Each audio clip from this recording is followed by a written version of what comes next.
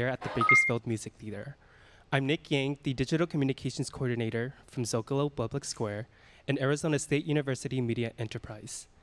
At Zócalo, our mission is to connect people to ideas and to each other. Everything we do is free and everyone is welcome. We publish original writing and present conversations like this one. You can find us at zocalopublicsquare.org, as a podcast and YouTube, so please subscribe for our latest programs. Tonight, we present Can Rural Education Survive the 21st Century? From our partners, the California Wellness Foundation. I'm pleased to introduce our moderator, KQED correspondent, and co-host of the California Report, Saul Gonzalez. Over to you. Hello, everyone. Thank you for joining us here tonight. It's always a pleasure to moderate a Zócalo event. It's one of my favorite institutions here in California. I'll take a seat and let our esteemed guests come through. Oh, am I in the wrong place? I'm in the wrong place. So much for the rehearsal. I got to get educated about where to sit first. So the event is called Can Rural Education Survive the 21st Century? I think our guests have a lot to say about the title and about the subject, and I'm really excited to introduce them. To my left is Julie Boesch. She's the Assistant Director of Systems of Support for the California Collaborative for Educational Excellence. She is the former superintendent of Maple School District, about 300 students, I believe, a rural single school district in the San Joaquin Valley of Kern County, and has previously worked with the Tehachapi Unified School District, Ventura County Office of Education, and the Greenfield Union School District. You're also a teacher instructor at Cal State, correct? Yes. Cal State Bakersfield. Next is Connie Stewart, the Executive Director of Initiatives for Cal Poly Humboldt in beautiful Arcata, California in the far north. She is the former Executive Director of the California Center for Rural Policy and currently serves as its Chief Policy Advisor. She served on the Arcata City Council for 8 years and as Mayor of Arcata for 2 years. She received the 2017 Rural County Representatives of California President's Award, that's a mouthful, for her work bringing broadband to rural California communities. Connie, thanks for joining us. And finally, Tim Taylor is the Executive Director of the Small School Districts Association, which supports small school district governing boards and superintendents through legislative advocacy, collaboration, professional development, and other services. Tim previously served as Butte County Superintendent of Schools and as Assistant Superintendent at the Sacramento County Office of Education and as Director for the Elk Grove Unified School District. Thank you all for joining us. Thank you. Thank you. It's going to be a great conversation about a very important issue. Tim, I want to dive right into it with you. And I want to start with the title of this event. Can rural education survive the 21st century? Is it a good question to ask, and why? Yeah, I think it's a fascinating title because obviously we always say yes, but I think there's some major challenges going on. And I think that our panel today will look at solutions, talk about how great these schools are, but also talk about some of the schools are facing some real challenges to stay open. Existentially sized challenges to stay open, in your opinion? It's a combination of it's getting more difficult to run a small Frontier. Frontier is very small schools, very remote, and with the amount of funding they're receiving, they're having a lot of difficulties keeping it afloat. We're in the best economic world ever for education, and if you're struggling right now, what's going to happen when things tighten up? And so we're seeing a lot of little schools. You said maybe have 20, 40, 60 kids that are facing some very dire challenges, and I think we have some solutions from this panel to help them, but it's going to take some, I think, courageous leadership at the state and national level to really say all kids, all means all. Every child in this state means everybody, even if they're in a really small, super small town in the middle, way out there in a remote area. Julie, what do you think? From your more of a ground level perspective, I should say, from a school district level perspective, a classroom level perspective, is it a fair question to ask? And are some of the issues that Tim raises fair to raise? Absolutely, and I think one of the most important answer in my head and my heart is that they must stay open. We have to serve all children, and I kind of have this dream. I wish I could go do a documentary and really record what is happening out there in the field in every single location, because there's amazing work happening. And we can't, if we close down all these schools or we expect people to just do virtual learning, we're not reaching our kids. And if we close something down and then we have, high schoolers who have to travel 3 hours by bus to get to school, and is that going to help them be completers and get through the system? That's going to be putting barriers in the way when it's really incumbent upon us to remove barriers. Okay. Connie, I want to come to you in one moment, but I neglected to say something, and that is we want your questions, people, whether you're here in the audience live or watching on YouTube. Prepare some questions. Not so far from now, I'll be asking you to share those questions, and so get them ready, and we'll get to as many of them as we possibly can. All right, Connie, to you. Again, this question of rural education in the 21st century, can it survive? Should it survive? Why should it survive? Go. Well, basically, I would prefer to ask, how does it thrive? You have that freedom to change the question. I'm not just interested in seeing rural schools survive. I want them to thrive. And so I'm constantly working on what can we do for all students to make sure that they can have a living wage and enter the workforce at the end of their education career and have a nice life in California like I have. And we'll come to that. We'll drill down deeper into those issues in terms of what do you do with a rural education after you've graduated, and what should it provide you with? That's right. Let's talk about the global issue we've been wrestling with the last, nearly 3 years now, and that's the pandemic and rural education and rural school districts. Raise your hand if you want to speak first. Okay, you're ready to go? Yay. Ready to go? Great. How big of a deal has it been, particularly for the schools that you're most familiar with here in the Central Valley? So I think it's been phenomenal learning. I think that the pandemic created opportunities. And initially, I was like, this is so amazing because we are going to have the opportunity to really pilot virtual learning, and we all have to do it. So nobody gets to be left behind. So that was the initial thought. We struggled. We struggled a lot. And in small roles, many of the small roles, I always liken this to when I talked to the superintendent, not the current superintendent, one of the previous superintendents of Bakersfield City School District. I said, the beauty of my small district is I'm like a speedboat.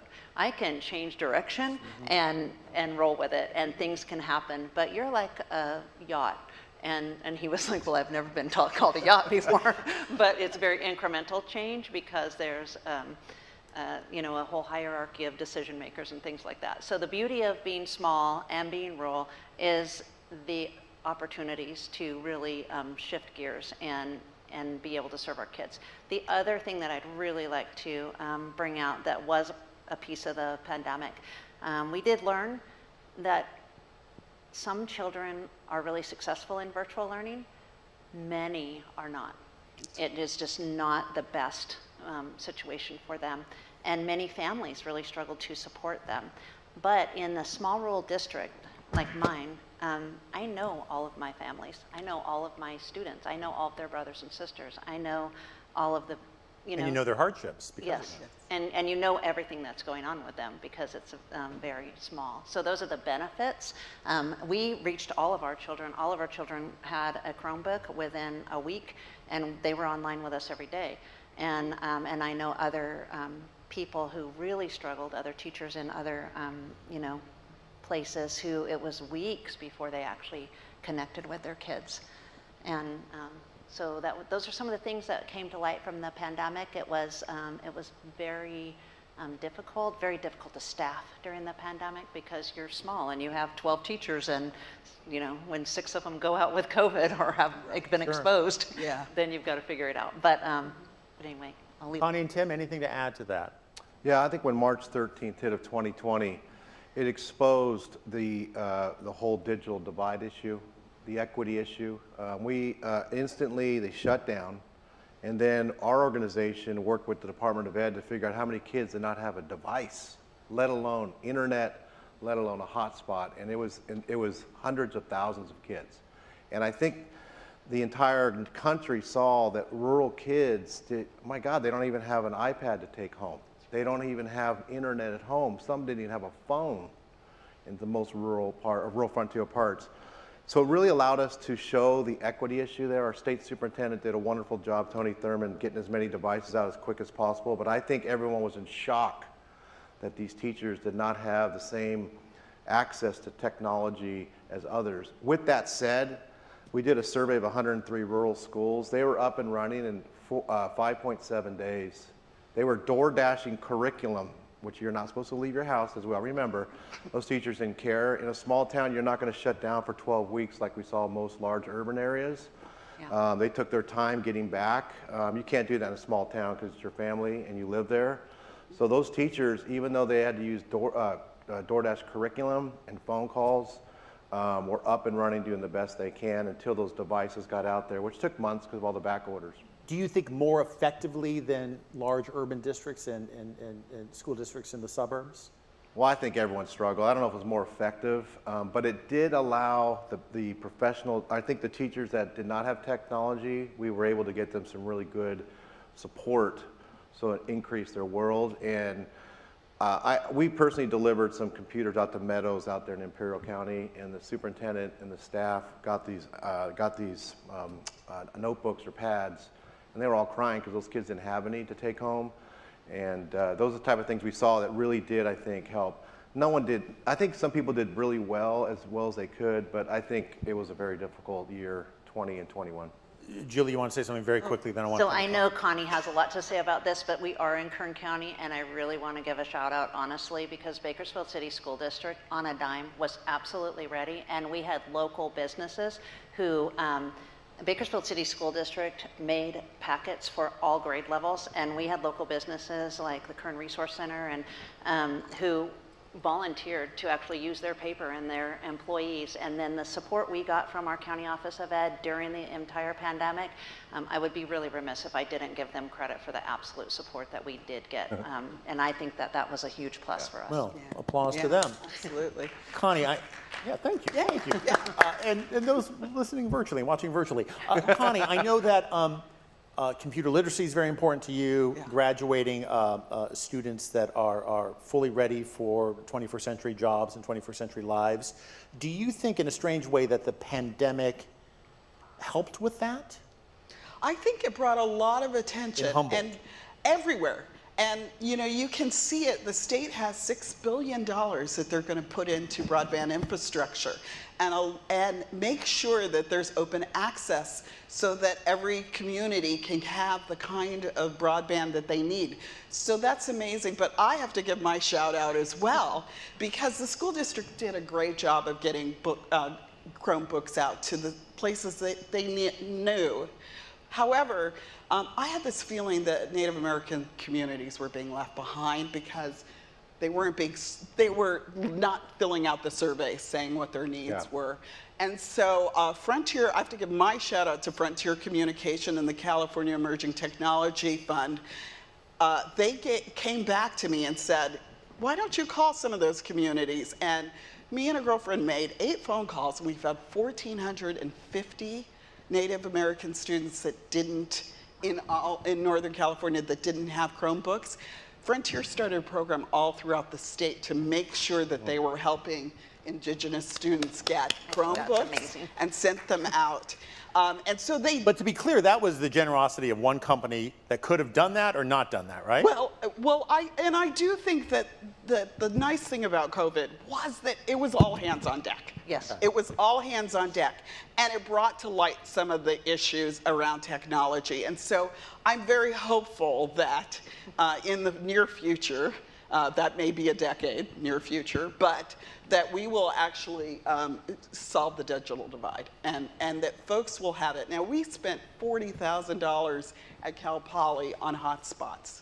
So you can't sustain that. There were so many school districts that had to provide that connectivity along with the device. Yes. And so it really did bring to light. And it was in this community, I think, that the photo in the Wall Street Journal happened with the student at Taco Bell trying to study. Salinas. And I think that California will crack that. This was the student who went to a Taco Bell to use the Wi-Fi and had to sit outside the Taco Bell because that student didn't have Wi-Fi available at home or any place else he would usually be. That was Salinas. Yeah. Tim, I want to turn to you. You told me something I did not know, and that is about 1 out of every 4 students enrolled in a public school district in the United States is a rural student. Yep. Is that right? Correct. What is whether it's here in California, people listening in Nevada, or people listening in Arizona, other places, what is generally, in the broadest possible terms, what are the universe of possibilities and services available to that student versus, generally speaking, a student who's enrolled in a suburban school district or an urban school district? I'm thinking not as many services are available. Am I right? You're correct, and I think it's it's about access, right? We talked before, access to high quality career tech ed, access to A through G course curriculums, access to supportive services, mental health services. That's the biggest challenge, is it's just not equitable. And I don't think, when we talk about if 25% of the kids in this country go to a rural school, there's no way we're seeing that conversation, and when we talk about education, at our state legislature, at our U.S. Department of Ed, they are not spending 1/4 of their time focusing on those kids. You can see it in how they deliver out RFPs for billions of dollars. You can see when they talk about how they actually qualify for funding. It's very metrocentric, and we're trying to change that. I think the U.S. Department of Ed has to be the lead on that. If 25% of their kids are not being taken care of, and you don't even have an office of rural ed inside the U.S. Department of Ed, that's a big problem. And I think we need to keep fighting for that and making that happen. Access to the higher quality things and technical things is a big problem. And then, as you mentioned, what type of jobs are available in a rural community? We want the kids to be doctors, want them to be engineers. So how can they get access to internships? But that's a tough one. To be very, real ground level talking here, I'm a student in a rural school system. It's going to be harder for me to get a psychologist, psychological help, find a speech therapist, things like that, right? Mm-hmm. Right. Julie, you're more familiar. I'm just talking out of my mouth, but you know this. So I live the real it. world examples of this. Is that right? Like in school districts you've been involved in. It's absolutely right, and I will tell you what it requires to make it happen. So a perfect example, I could never have a psych at my school because I can't afford a psych. And so in order to actually make that happen, a school psychologist, to actually make that happen for my students, I hired one, and then I called 3 other districts and said, okay, I can afford 40% of her because I have this grant funding, can you buy 20%? And they each bought 20% of her, so now all 4 of us have a school psychologist who can serve our kids, but there's no way we can have one by ourselves. You kind of jury-rigged that together. Yes, we actually absolutely had to collaborate and create a consortium and create a memorandum of understanding and all be willing to trust each other and work together and have an employee who's willing to do that so she can serve all of us. Connie, you agree from your I would experiences agree. in Humboldt? It takes some unique thinking outside of the box in order to try to provide services for students. Yeah, and I think that we are all talking about the fact that we need to elevate these challenges. Yes. We're not trying to take money away from urban or any of that. We're just trying to elevate our challenges and make sure that there's some focus on helping us solve some of them. So I think that that's where we're focused. And cards on the table here. What I've done my share of education. I'm not an education reporter by any means, but I've done my share of education stories. And my default is, I think, big urban school districts and their challenges and opportunities. I think suburban school districts to a degree. Tim, how much do you think rural school districts, small town school districts have to wrestle with that kind of cultural bias or that lack of attention from people in my business, the media business, elected officials, maybe people in the educational establishment? Is that just a huge issue? Yeah, I think a transition from decisions made in DC and Sacramento are pretty shocking to rural communities. It doesn't reflect their cultures a lot of the times. And so we're always dealing with that, and I think you mentioned a really good point. I think the media too, I think the media doesn't spend 25% of their time covering rural schools. No. I'm very proud of EdSource, though. I think EdSource really done a good job providing more balance and getting to understand our schools. But there'll be decisions made within Sacramento and they are so far from a community out in Frontier, Modoc, Baker, California, Trona, and we have to help filter that to figure out how we can get these type of decisions that are made that serve primarily kids of color and in the city and make it work within our systems. So I imagine you feel you're explaining things to legislators that you think they should already know. Well, I think one of our big challenge and our goal, I was up in Siskiyou County this week, and we are going to take the decision makers on a bus tour and show them these little communities, because I don't think it's their fault. If you grew up in LA and you're a legislator in LA and you got big power, we got to take in the communities, because they're wonderful communities and they will fall in love with them. And I think it's a combination of media helping us with that, but we have a responsibility to bring it to them because they are busy. And the big decision makers are not, they're pretty much, they're Democrats, and these are Republican areas, and they have not lived in these worlds. And as a person who grew up in the Bay Area, I've learned so much the last 5 years about rural communities. It's beautiful. It's a beautiful thing. Julie, I know you have something to say. I just have a little example. When I first got to Maple, which was 8 years and 3 months ago, and the first thing I noticed was that the facilities it had been in a drought, and then December came and the rains came. And I was like, this is not okay. This is not, our kids can't go to school where water's coming through the walls. The point being is that I had to advocate at the state for years. I had every legislator in my area come and visit my district. It required bipartisan support letters to go to the Office of Public School Construction to make that work happen, because the people making the rules, and they're all making them for the right reasons. I believe that they really do believe that they're doing the right thing, but they don't actually see what that looks like or what the challenges are to actually implement those rules in the field. You know, what it actually looks like when everybody wants accountability, but every time when there's, 8 new funding sources and everyone comes with a plan, and you're the only administrator or one of 2 at a small district, and suddenly you're not serving kids, you're writing plans, and that's not good for anybody. Yeah. Wouldn't any official, though, in any school system in the country say the same thing, or no? I would hope not, because many of them, I have a friend who her sole job is to write the LCAP, and truly that's about 5% of my job as a small school district 1%. superintendent. Yeah. 1%. Yeah. Connie, both kind of as a resident of California, somebody who's been in politics, somebody who's in higher education right now, do you think that rural school districts are often too quiet, or often too quiescent? Just basically, we heard the example. You with a psychologist, you found a way to make it work and to hire someone temporarily. Do you think that is too often the case, where we think, well, rural school districts, they'll take care of it somehow. We'll focus on LA, San Diego, Oakland. Do you think that's too often the case? Well, folks in Sacramento don't come out to rural, and rural doesn't go to Sacramento enough. And so when I have school superintendents who all of a sudden say, oh my gosh, I went down to Sacramento and I learned I need to do that more. That's part of the challenge is we aren't as organized and as vocal, and it's not a 1 hour plane ride Right. to get there. It's oftentimes a few hops or a drive, a whole day drive or something.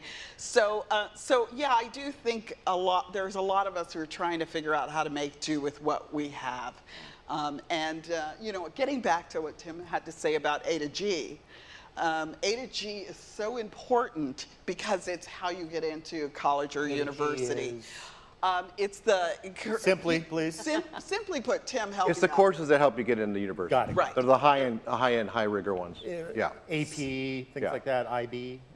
It's math, science, Yeah. Okay, got it. language. Exactly. Yeah. Want to All bring of those everybody things. aboard with us. So yes, sorry, we want to make this accessible. No worries. Go ahead. So imagine if you need 2 years of Spanish in order to get into a university, and you 40 students, you don't have a lot of teachers that could potentially teach a language, and so a lot of our rural communities, one of the things that we struggle with is making sure that those students can get that education level that can get them into our university. I'm very lucky that my boss tells me that part of my job is to create those pathway programs and try to help those small schools by paying for teachers who can go in there and teach Spanish. And maybe you're teaching a Spanish class at this high school and then you're driving to that high school in order to make it happen. So, but yeah, back to your question. We need to spend more time in Sacramento, having them understand the challenges. You need to be louder. We need to be louder, and we need to be more inviting of Sacramento folks to come. Rent the bus and get them up. One of the things they said to me when I went there is, we don't see school people here. And I was like, what on earth? And I actually put 42,000 miles a year. Here being the corridors of power in Sacramento. Yeah. I put 42,000 miles a year on my car 3 years in a row, advocating to get funding for facilities. So, and that's what it takes. I'm curious, this isn't sad. This isn't a round robin question, but Tim, you might have the answer, or any one of you might. How many rural, like high schools generally have like AP classes, like a full assortment? Is that? I think we have to do I think that's where technology is going to help us, but it's not great in. It's not great. It's way below the national average. Which is really important, right? Because Yeah. AP classes used to be a very special thing, but now they're kind of the norm. Yeah. For a lot of students, if they're Well, dual applying to higher enrollment education. is Well, here, I was going to say Yeah, that please, to please. to me, the solution, we said we were coming with solutions, is to encourage more dual enrollment. So get high school students to be dual enrolled in the community colleges in their communities so that they can actually be taking those college prep classes at college and getting credit for them so can graduate sooner and be ahead. Oh, that's interesting. So harnessing the power of community colleges exactly. And we have those here in both at Wasco. Well, Kern High School District is the high school district. They have 19 comprehensive high schools in the city of Bakersfield. And, well, not just in the city of Bakersfield, but Kern County. And then we have Wasco and Taft, which are individual, and Tehachapi. And all of them have some type of dual enrollment program going on. They have partnerships. Wouldn't it be fabulous if every high school student graduated with some units at a community college? Sure. Yeah. Wouldn't that be fabulous if they all had a head start? Yep. Or some time they spent in a trade. Yeah. Actually, That's what I was in a going to say. trade. Getting to do something that they loved. Getting to do something that they loved and that taught them about future job opportunities. And that's what, I think that's actually easier to do in rural than it is to do in urban. So I want to go back because you bring up a good point. Our voice needs to be amplified. And I think we need to follow the roadmap or the blueprint of the urban schools. They've done a very good job working with advocacy groups, equity groups to tell their story and what the children are up against. We don't do that, and we don't litigate. So let me bring up a good example. During the COVID era, I woke up one day in the middle of December, and there was an article in EdSource that said this law firm out of LA, the big one, they're the ones who sued for the Williams to make sure every kid had a textbook, were suing on behalf of an 8-year-old girl in Oakland because her learning loss, didn't have great access to technologies, et cetera. So being Irish, I got a little fired up, and I actually called the law firm. And I said, why are you representing her? Salesforce just gave Oakland $10 million for more devices. They already have 1-to-1, now they're going 2-to-1. What about the rurals? And the law firm didn't know who the heck we were. So they interviewed 12 of our superintendents and put some of them inside there. They were in shock about, we had no clue, as one of the biggest law firms in LA, what was going on in these schools with lack of access to technology, et cetera. So again, I think we kind of forced that issue from Sacramento through me, but I think we need to do a better job of being a little bit more aggressive, have a better plan, and work with the equity groups to tell our story and the plight of the Native students, frontier and rural. And Absolutely. I think when people think of aggressive tactics in urban school districts, they think of teachers' unions playing the political game very well. Sure. Is that an example of that? Or is No, I'm talking about the groups that focus on the kids. I mean, there's obviously CTA and is the biggest power player in the state, and they do great work for their members. Or But I'm talking about the UTLA, equity groups like the ACLU and Ed Trust West and all these wonderful groups that are fighting for the kids. And I think we need to get them out. We need to get a rural group like that. Get ACLU focused on what's going on, so they look at the funding and the inequities out there.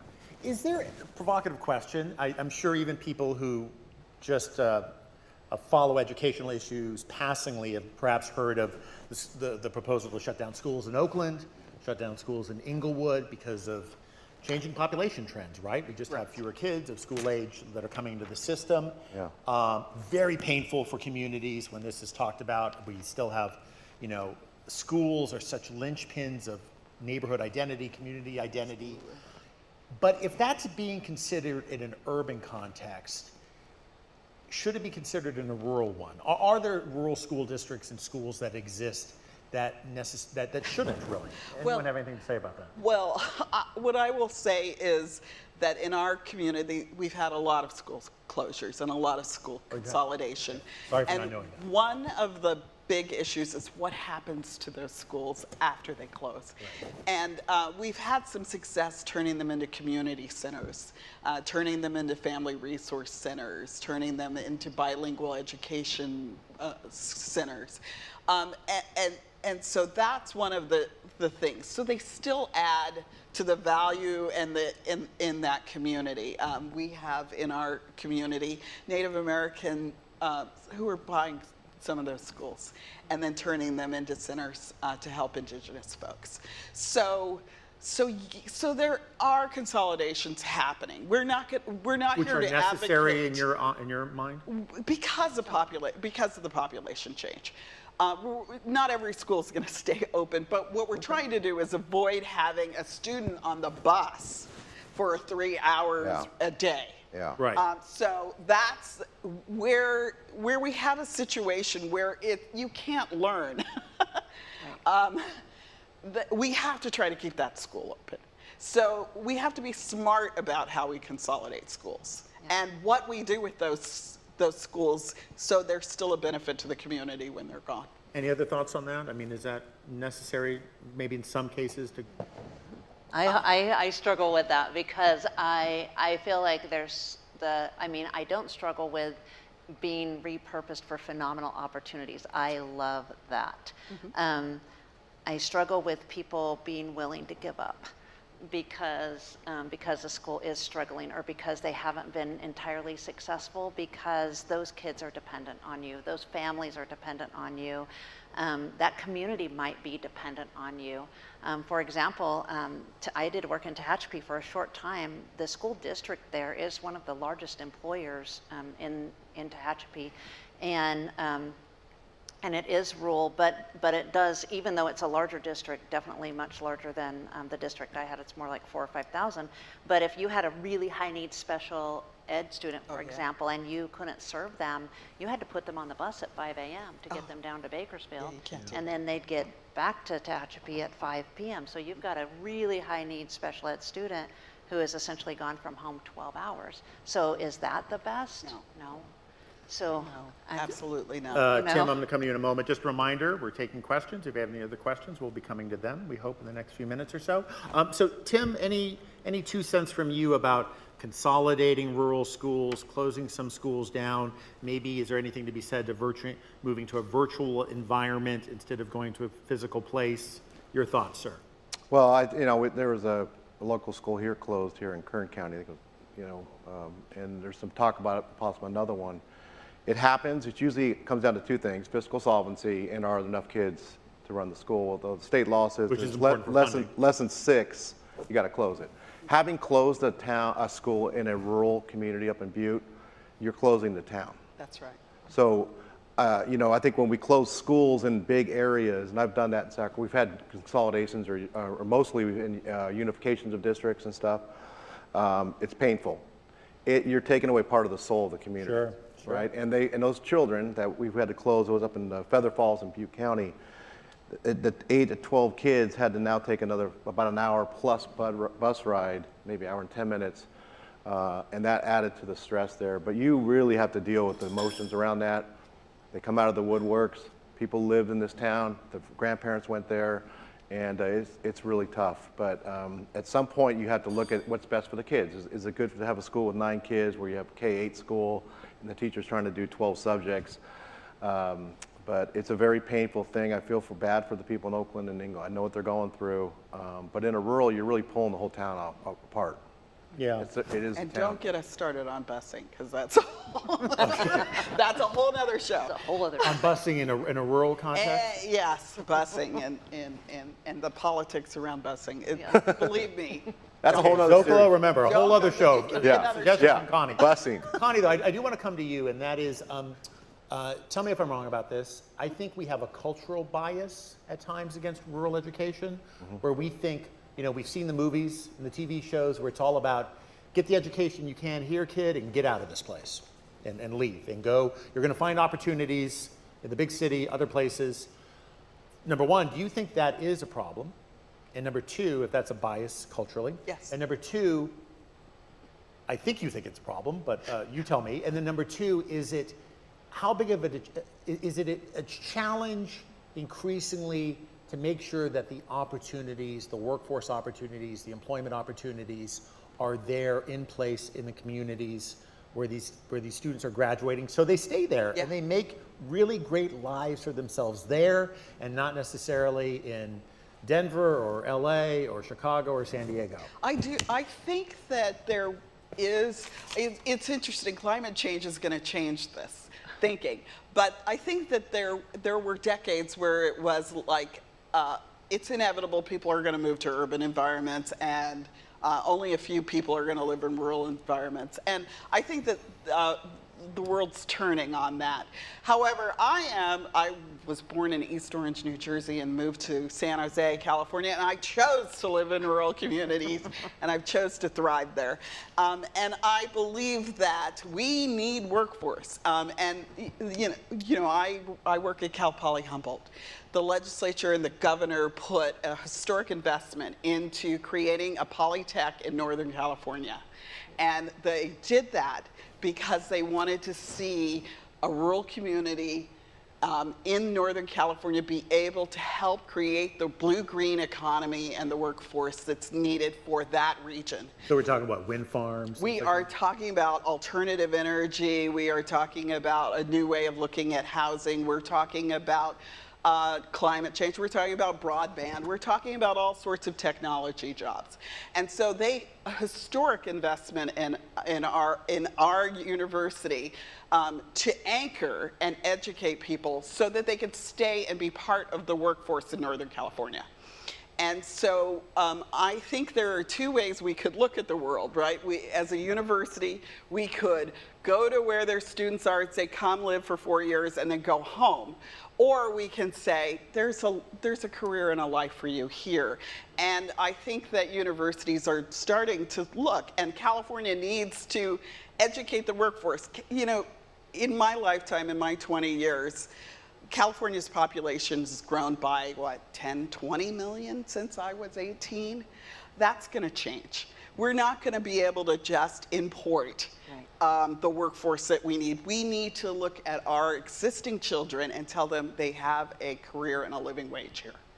And we need to do a better job of making sure that they understand the entire workforce, not just there's doctors and nurses, but there's radiology techs and there's accountants and everything in healthcare.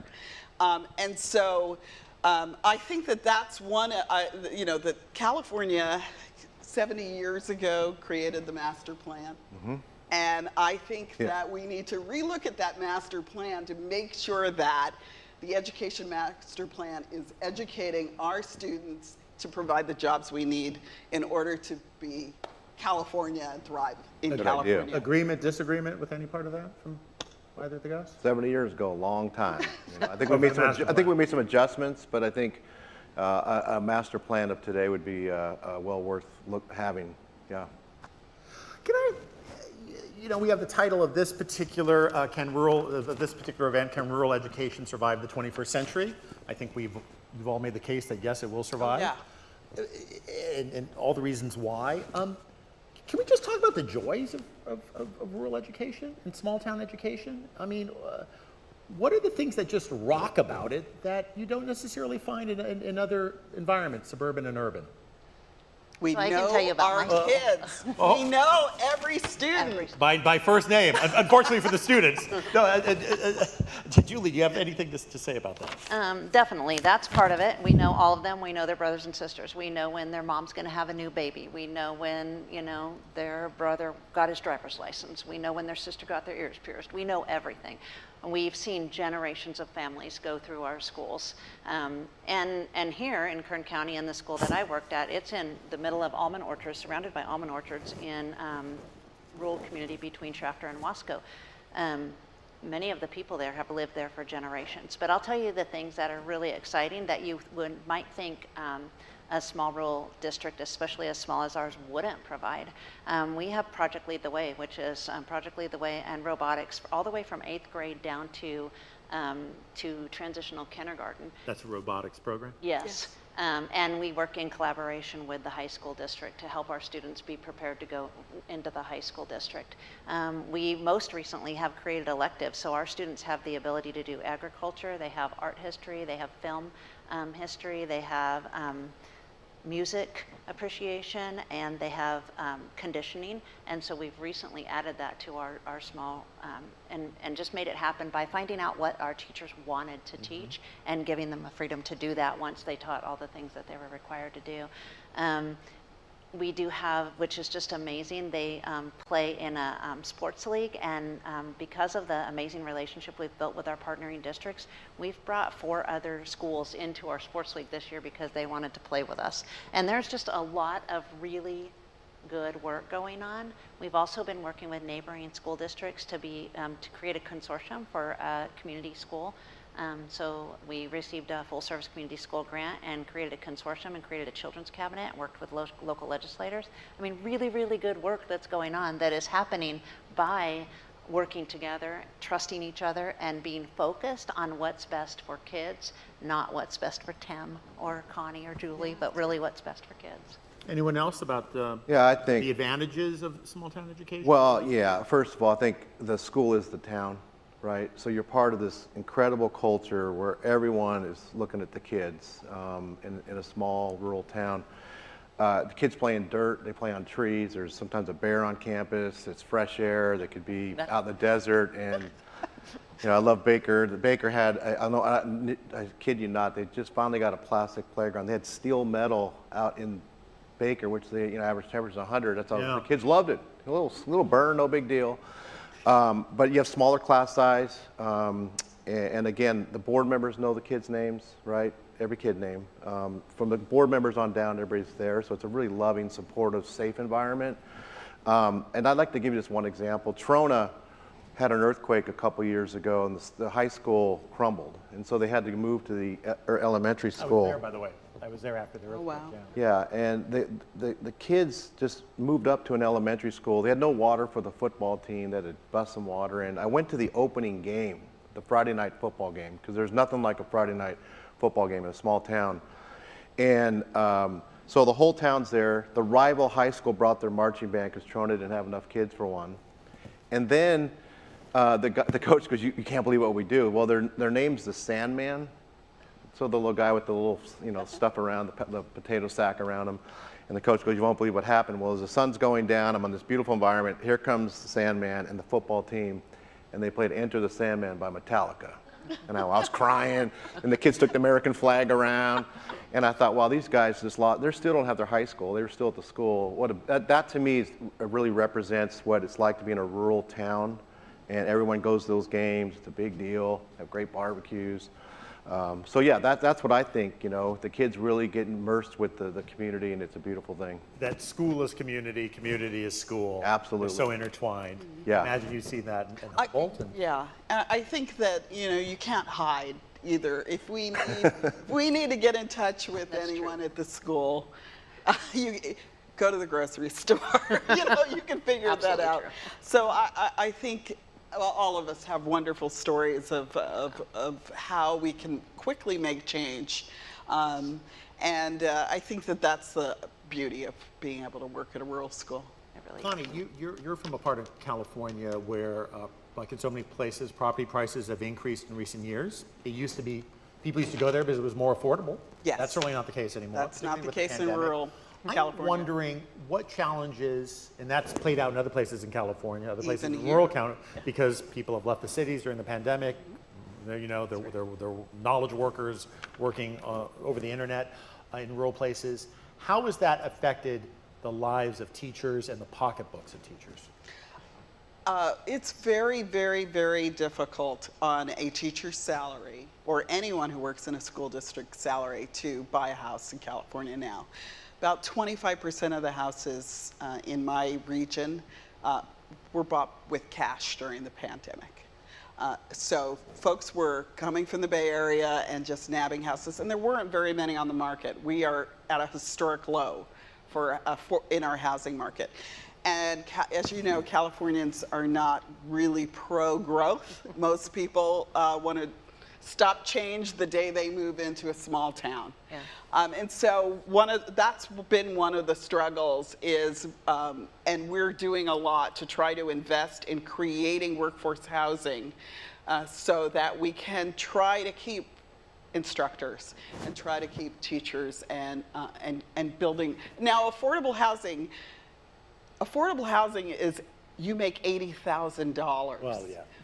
And you have a family I of asked in a four in California California. context. Right. And I think that's what folks don't understand about the conversation. Like, we're trying to build housing for your firefighters and your teachers and others so that they can stay and live in the community. But you first moved there in the 80s, I believe. I bought my house for $126,000. So for teachers, I imagine kind of the tacit deal in that era would have been, well, you're not going to get maybe as much pay as you would in urban school districts, but you're going to live a really good life on a lot less money here and afford that home in a way that you can't now.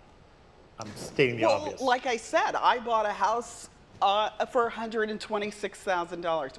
Are we doing that for the salaries haven't increased enough? Right. You could We're probably not sell your doing house that for the next- $700,000 now. Exactly.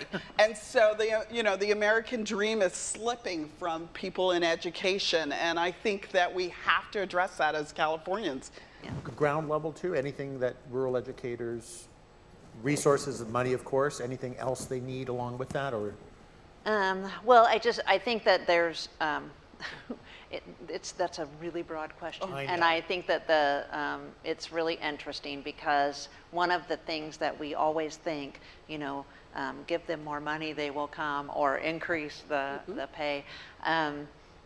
There is just a complete inequity in how education resources are allocated anyway, because every source uses the exact same funding formula or very similar to the same funding formula. So some schools continue to get more and more and more. And like Connie said previously, we want every child to have a world-class education. We would never want any child to get something taken away from them, but we would really love to see some that are very much less funded at least get something. So it's a challenge. It's a challenge out there, and it is related to the numbers and related to the demographics. Well, yeah, I Well, mean, Tim, from your 30,000-foot level? Well, again, I think the governor just signed some legislation to make it easier to, they're not going to, he cut a lot of the bureaucracy out of putting housing in for teachers. That's right. And again, let's follow the footprint of the large, right? South San Francisco just built some housing for teachers. Santa Clara's done it. San Francisco's in the process. Up in Siskiyou, just a couple days ago, they lost another 92 homes in the fire and weed. So now you got the problem with not only people losing their houses, how do you rebuild? And we absolutely need to look at the models that we've seen in some of these urbans and build housing for teachers in small rural communities. And again, it may be center of the county and then it can go, but that absolutely has to happen. Super proud of Superintendent Derek Cooper up in Happy Camp. He lost a third of the town up there by the Klamath River. He just dropped some mobile homes in the back of his campus, so him and his teachers have a place to live, and it's right on campus. It's not the most glamorous, but it's a place for them to live so they can go teach at the school there. So I think we need to be creative. Also think we need to just kind of follow the footprint of, I love the fact people are building housing in the Bay Area and LA for teachers, but let's do it out in the rural communities that need it. And what about beyond the universe of the schools and the school districts themselves and the wider community, family life in rural schools? Do any of you have anything to say about that in improving or enhancing that aspect of education that happens beyond the classroom?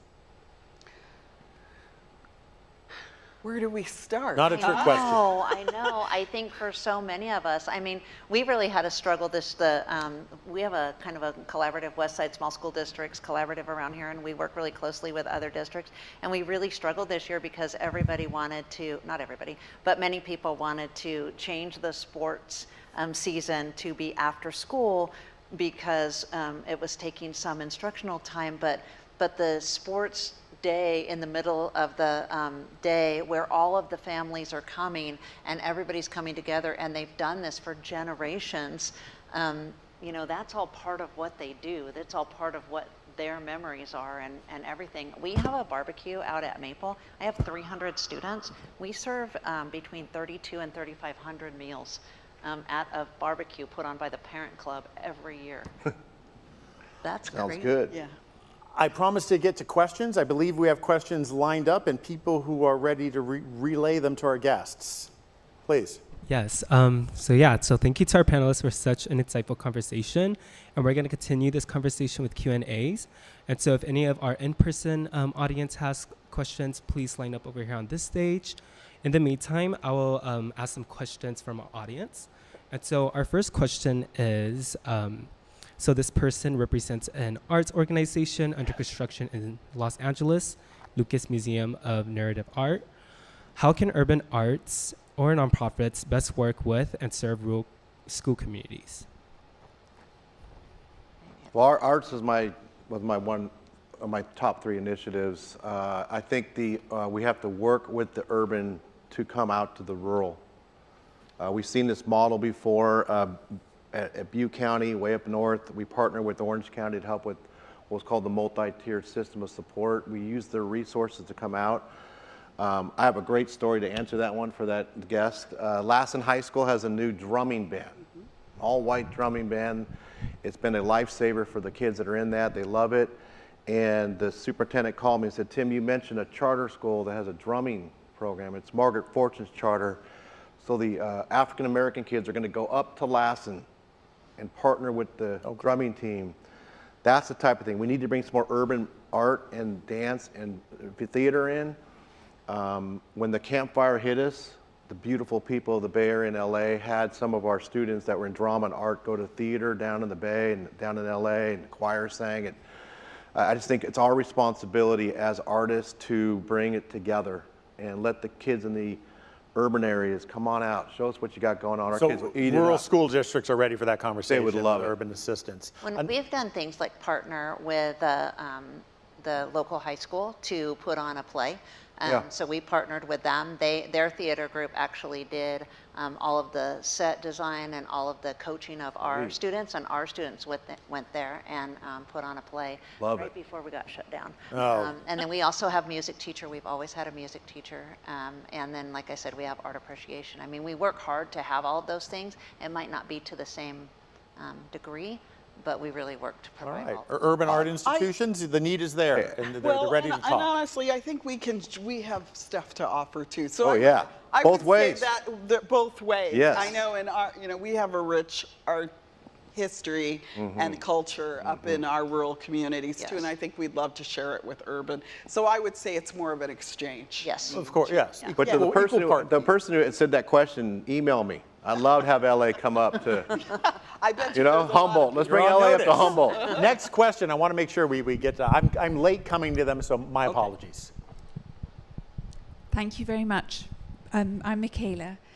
If online learning wasn't for every student during COVID, what research has been done about alternatives? In Australia, they have School of the Radio to contact kids working on farms. Are you collaborating internationally or researching internationally?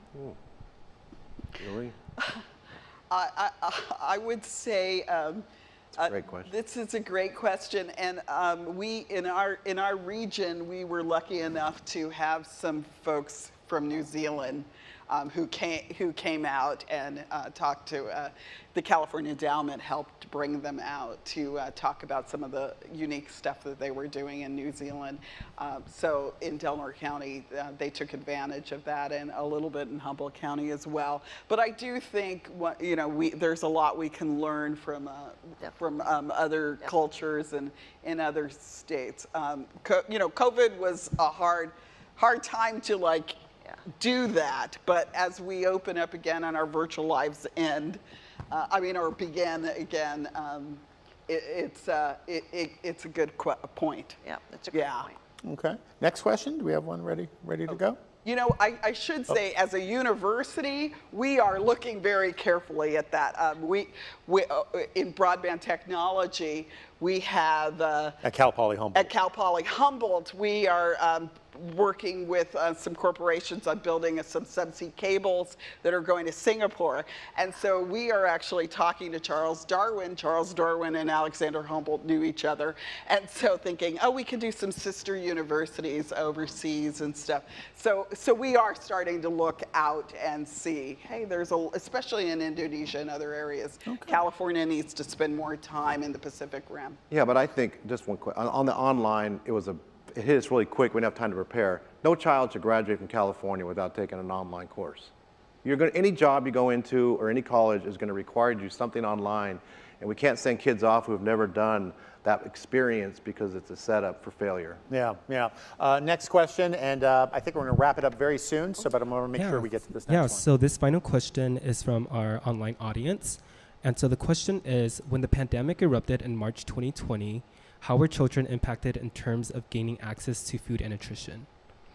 I was going to tell a wonderful story about, in our region, the buses, the kitchens were still open at the schools, and folks cooked and put the food on the buses, and then the buses still kept their routes, and children and family were able to come to the bus and get food access. And so we had food delivery and bus service as a unique opportunity to make sure that all the students got nutrition at home. So that was one of the things in the pandemic that people had a lot of good feedback.